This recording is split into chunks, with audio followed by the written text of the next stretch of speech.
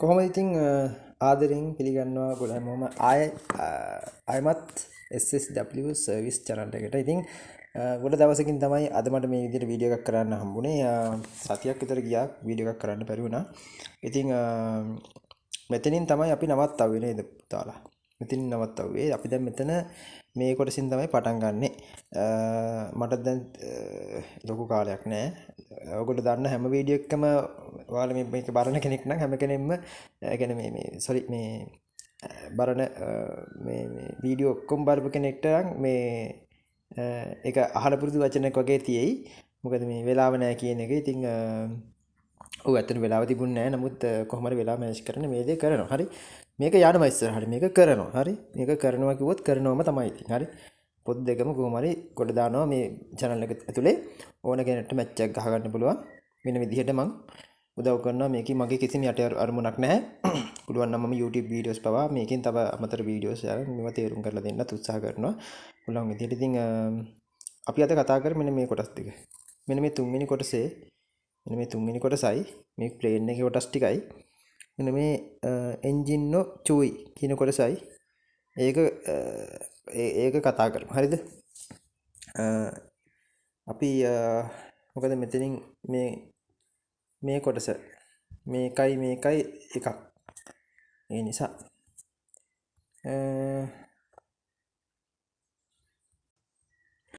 ඉතින් මෙතන අපිට පුළුවන් මෙන්න මෙහෙම තුන්වෙනි කොටසින් කියන්නේ ඔයාලට පුළුවන් මේක පොඩ්ඩක් මෙහෙම zoom out කරලා ඔයාලට පැහැදිලිව බලා ගන්න පුළුවන්. හරි. හරි. සුප්පත් සහක්කෙන්න චකුගන්තෙන්. ඒ කියන්නේ පිටත් වීමේදී අවධානය යොමු කළ යුතු කරුණු කියලා තමයි මෙතන සඳහන් වෙන්නේ. කෝකෝ කිනෝ සුප්පත්සෝ ජිසෙන්නි හස්සේසුරු හෝ තොච්තෙනෝ චකුගන්තෙන්වා සුගින මොනග අරු. ගුවන් යානයක් පිටවීමට කලින් හක්කෙන් කියන්නේ සොයා ගන්නවා කියන එක නේද? හරි. ඒ කියන්නේ ක්‍රම වශයෙන් නේ හෝ පිටත් එක අපි ක්‍රමයක් තියෙන බව හොයා ගන්නවනේ මේක මේ මොකද්ද මෙතන වෙන්නේ කියලා හොයාගන්න එක තමයි හක්කෙන් කියන්නේ. හක්කෙන් සුරු හෝද. ඒ හොයාගන්න ක්‍රමවේදයන් වලට අනුව චකුගන්තෙන්වා අවධානය යොමු කරන්න ඕන කරුණු පහත පරිදි වේ කියලා තමයි කියන්නේ. කෝකෝ කිනෝ ෂෝතෝ බෝෂිතෝ අංචි කොරදොන් කොරිජින් රයිතෝ ගතෙන්තෝස්තේ ඉරුකා. මෙන්න මේක තමයි මේ අංචි කොරි ජොන් රයිතෝ කියන්නේ මෙන්න මේ බල්බ් එකට. හරිද? මේක ඉංග්‍රීසි වචනය නම් මට මතක විදිහට ඉන්න බලන්න ඉංග්‍රීසි වචනයක් තියෙනවද කියලා බලන්න. ඒක ඉංග්‍රීසි වචනය තමයි ඇන්ටි කලිෂන් ලයිට් කියන එක. Anti collision light. ඒක සිංහල තේරුම තමයි ගැටුම් විරෝධී ආලෝකය කියන එක. මොකද්ද ගැටුම් විරෝධී ආලෝකය? හරි. ඒ කියන්නේ මොකක් හරි යානාවක් තවත් ප්ලේන් එකක් ඇවිල්ලා අහසේදී ගැටෙන්න පුළුවන්. ඉතින් මේක ලයිට් පත් වෙන රෑට එකනේ. එතකොට පයිලට් හරි ඒක නේ රේඩාර් වලින් හොයාගන්න වෙනම කතාවක්. නමුත් එළියෙන් මතු පිටින් බලනකොට එයාපෝට් එක නවත්තලා තියෙනකොට හරි නේද? මේ ඒ ගැටෙන එක වළක්වන්න තමයි මේ බල්බ් එක පත් වෙන ඇන්ටි කලෙක්ෂන් ලයිට්. හරි. දැන් මේ ඇන්ටි කලෙක්ෂන් ලයිට් අංචිකරජන් රයිතෝ කියන එක තෙන්තෝස්ති රුක දැල් වෙනවද කියලා බලන්න ඕන. මේ රතු පාට බල්බේ පත් වෙනවා නම් මේක පිටත් වෙන්න තියෙන ලකුණක්. කෝකෝ කිනු එන්ජින් ගා ජිදෝස්ති රුක මේක කකත්ති රුක කියලා එන්නත් පුළුවන්. ජිදෝස්ති රුක කියලා එන්නත් පුළුවන්. ගුවන් යානයේ එන්ජින් එක ඔන් වෙලා තියෙනවද කියලා බලන්න ඕන. PBB කියන්නේ පැසෙන්ජර් බෝදෙන්ගු බුරච්චි කියලා කියන්නේ මේ ඒකත් බලන්න ඕනද? ඒක ටයිම් තියෙද්දි ගන්න ඉන්න බලන්න පටක් දකින්න. ෂණිකව මම ඒක පෙන්නන්නම්. මේ තියෙන මේ පැසෙන්ජර් බෝඩින් බ්‍රිජ් කියන එක. හරි. පේනවනේ? මේ තියෙන පැසෙන්ජර් බෝඩින් බ්‍රිජ් ගුවන් යාන හයිකල් තියෙන මේ තියෙන. මේකෙන් තමයි ගුවන් යානයට මිනිස්සු මගින් එන්නේ. මේ තියෙන. හරි නේද? ඊළඟට ඒක මේ හනරති රුක. ඒක අයින් කරලා තියෙනවා නම් ඔන්න යන්න හදන්නේ. ශරියෝ පසෙන්ජා සුතෙප්පුෂා ගුරන්දෝ පවාෂා යා සුතාෂානෝ උමු. යා මේ කියන්නේ මේ ග්‍රවුන්ඩ් හැන්ඩ්ලින් එකේ තියෙන මේක වාහනයක් මේ. ඒ වගේ මේ නම් වලින් තියෙන තවත් වාහන ඉස්සරහට ඉගෙන ගන්න. ඒ වාහන මේ ග්‍රවුන්ඩ් එකෙන් උමු තියෙනවද කියලා බලනවා. ඒ කියන්නේ මේ ගුවන් යානයේ පිටත් වීමට අදාළ වාහන සෙට් එක මේ තියෙනවද කියලා බලන්න මේ පවාෂා මේ ඒ වාහන ඒවා තියෙනවද කියලා තමයි තියෙනවද නැද්ද? හරි. ඒක තියනවා නම් ඒකත් එක හේතුවක්. කෝකෝ කි කෙන් ඉන්ෂනෝ ඕෂුක කයිතින්තෝගා තෙන්තෝස්තිරුක. හරි. ඒක ඒ කියන්නේ මේක තමයි මේ ගුවන් යානේ අදින වාහනේ. මේ ඕෂුක කයිතින්තෝ කියලා කියන්නේ මේකේ මේ වාහනේ රතු පාට බල්බ් එකට තමයි ඕෂුක කයිතින්තෝ. කෙන් ඉන්ෂ කියලා කියන්නේ මෙන්න මේ වාහනේ. මේ වාහනේ රතු පාට බල්බ් එක පත් වෙන එකත් ගුවන් යානේ පිටත් වෙන එක ලකුණක්. ශරින්දෝ මේ චොක්කු ගහ අසුරේ ආසුර හසු සරිතිරුක. මේ ශරින්ද කියලා කියන්නේ ගුවන් යානයේට අර ලෑලි පොළු දෙකක් තියෙන ඉස්සරහ පෙන්නන්නම් මම ඉන්නකො. ඔයාලට පෙන්නන්නම මෙන්න මෙතන මේ ආලයින් එකේ මේ ඉස්සරහ මේ පොල්ලක් වගේ තියෙනකොට ශරින්ද කියලා කියන්නේ.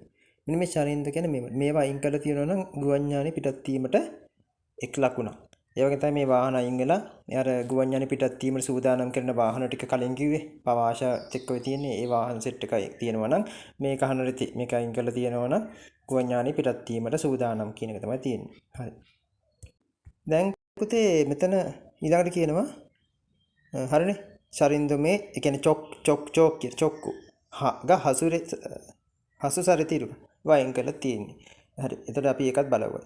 උවච්චිමන්ග ඕරු කුරියානු අයිසෝස්තිරු. උවච්චිමන් කියලා කියන්නේ අර මාෂර්නේ. අර උවච්චිමන්. එයාගේ අර ඕල් ක්ලියර් කියන සංඥාව හරි දෙනවා නම් ඒකත් අන්තිමේට ඕල් ක්ලියර් දෙන්නේ. ඒ සංඥාව දෙනවා නම් අපි කලින් එක කතා කරා. නිසා ඒවා බලන්න. නිසා මට 아무තුන් පෙන්වන්න ඕනේ. උවච්චිමන් කියලා කියන්නේ ඒකයි. එයාගේ සිග්නල් දෙන එකන ඕල් ක්ලියර් කියන සංඥාව දීලා තියෙනවා නම් ගුවන් යානය පිටත් වීමට සූදානම් කියන එක තමයි කියන්නේ.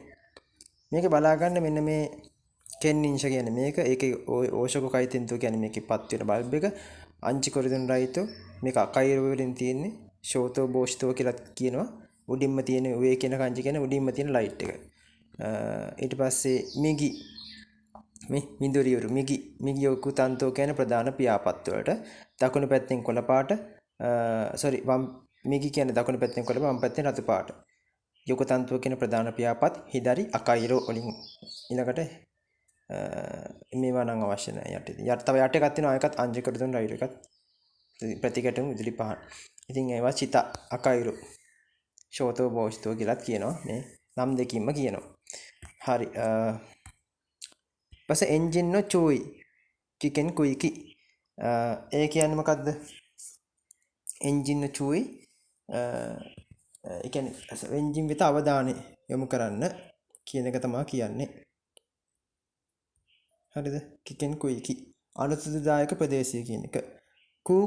කෝකුකිගා චිජෝ එන්ජින් ඕ සදෝෂ්තිරු අයිදව. ගුවන් යානේ බිම ප්‍රදේශය කියන්නේ එයාපෝට් එකේ බිම නවත්තර තියෙද්දි එන්ජින් එක මේ වැඩ නම් ඒ ක්‍රියාත්මක වෙලා තියෙන අවස්ථාවක හයිකි පිපිරීමක් සහ ඉන්ටේක් කියන්නේ ඇද ගැනීමක් එන්ජින් එක පිපිරීමක් ඒකේ ඇතුළට ඇද ගැනීමක් ඒ වගේ දෙයක් වෙන්න පුළුවන්. හරි කිව් කිනි යොරු කිකෙන් කුයිකි කාර්ය වගේ ඒක අවදානම් ප්‍රදේශය මෙන්න මේ ගුවන් යානේ මේ තියෙන එන්ජින් දෙක ගොඩාක් කිට්ටුවෙන් ඉන්න එක අවදානම් කියලා තමයි කියන්නේ.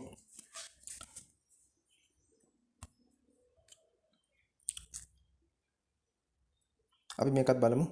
පුරසතෝ හයිකි පිපිරීමේ අනතුරු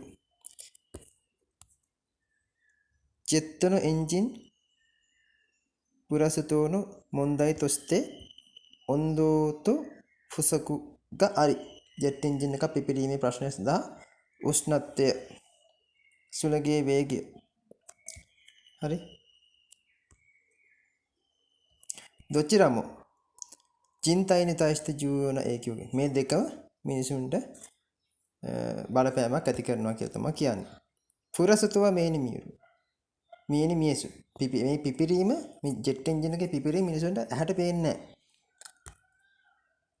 ෆූසුකු